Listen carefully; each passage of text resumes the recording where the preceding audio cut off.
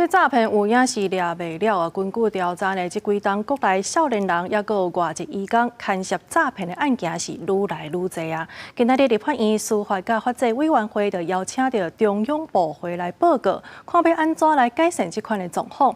也那警政署是强调讲，除了宣传，嘛透过车手去调查幕后的诈骗集团。我今天要收多少钱？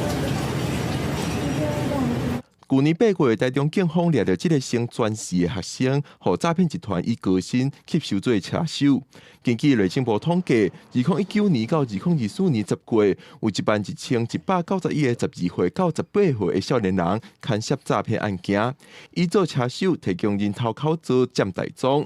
拜四立法院司法委员会质询内政部等部会，安怎检究少年人接触诈骗集团？在学校里面上课的同学，我们或许比较能够掌握情况，但对于在校园以外的地方更是能够诱使青少年接触诈骗行为的地方。高风险的这些的少年，那我们会再加强去做一个了解跟查缉。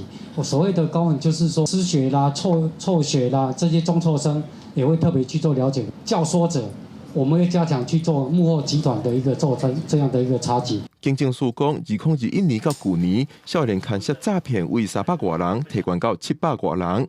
因即马除了宣导防诈骗的意识，也宣传家长有连带责任。各会挽过手庭为车手去调查幕后的犯罪集团，希望打击诈骗集团。